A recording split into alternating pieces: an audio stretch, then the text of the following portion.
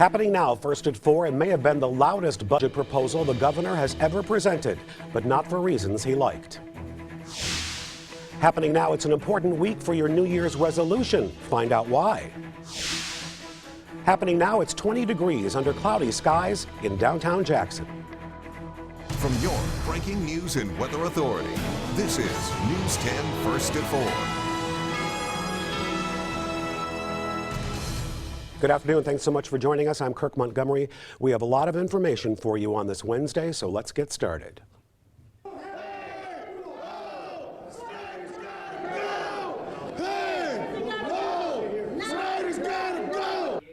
Things got a little loud at the Capitol today where Governor Snyder was presenting his budget to lawmakers.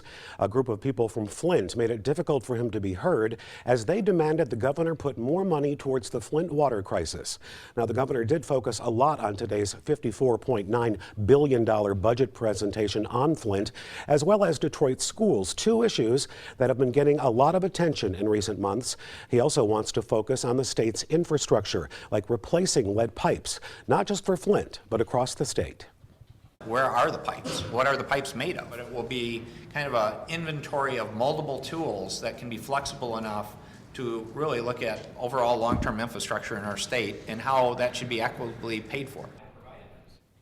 The governor is hoping the federal government will chip in more to help Flint. He says so far it's only given Flint $5 million in funding.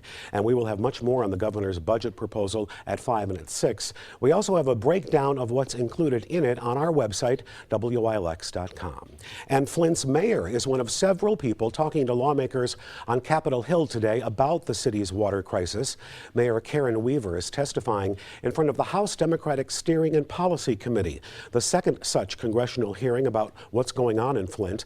Other people testifying today include Dr. Mona Hanna-Attisha of the Hurley Medical Center and the superintendent of Flint School District. Businesses in Flint affected by the water crisis will be able to get some financial help recovering. The Small Business Administration approved the Economic Disaster Injury Loan Declaration for Genesee County and the city of Flint. The SBA said it would open a Flint Recovery Center to help with the process. Under terms of the declaration, businesses and nonprofits are able to apply for up to $2 million in long-term, low-interest loans, which will help things like making payroll or replacing inventories. And the lead-contaminated water is causing some pricey problems for the city's fire department. Intake valves on the department's newest fire trucks already have signs of rust, and the rubber that seals the valves have been destroyed. The fire chief says this type of corrosion is something that shouldn't be happening for years. We actually called the manufacturers of three of our fire trucks, and they actually kind of gave us some ideas of how to try to combat that a little bit. But what's done is done, and we're hoping that it doesn't get to the point where we have to replace pumps.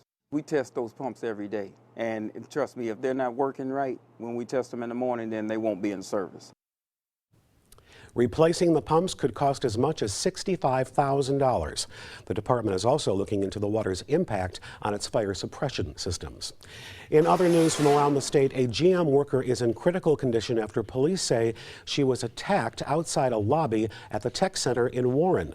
Police say a woman entered the lobby this morning and asked for the female employee to be called down. That's when the attack happened, causing life-threatening injuries to her neck, back, and stomach.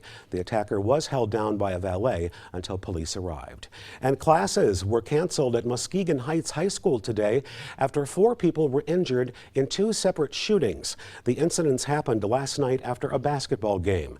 Police believe the shootings stemmed from some type of incident in Grand Rapids last week.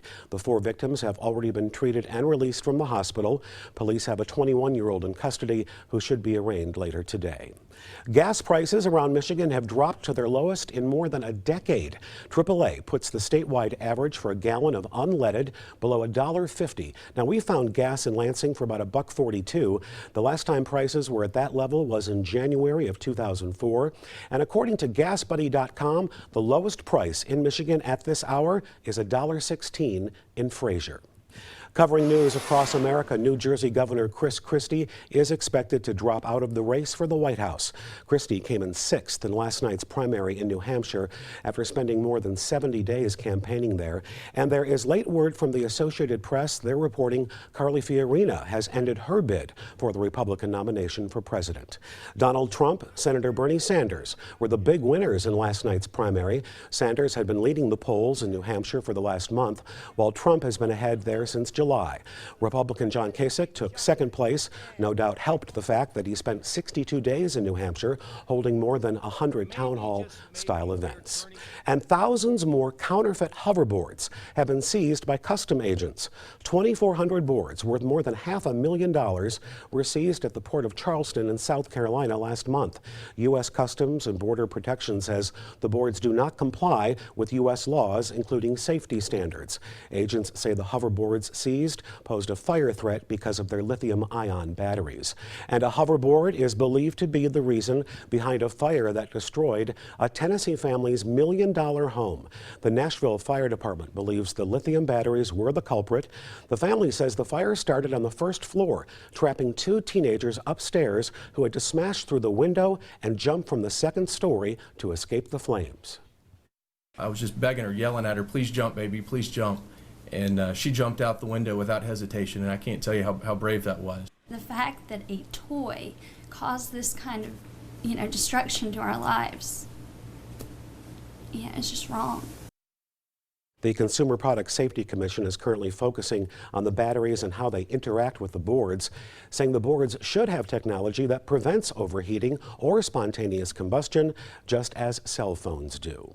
Catholics around the world are marking the start of Lent on this Ash Wednesday. The 40-day period is marked by self-sacrifice as the faithful prepare for the Easter holiday when Jesus arose from the dead. Pope Francis led an Ash Wednesday Mass at St. Peter's Basilica today, telling Catholics Lent is an occasion to practice simplicity and sharing. And the owners of the concert hall where 89 people died during the Paris terrorist attacks in November say they are determined to reopen by the end of this year. The Bataclan owners released a statement today saying, "We'll do our best to host events before the end of 2016. The concert hall was one of Paris' top music venues for live music before the attacks.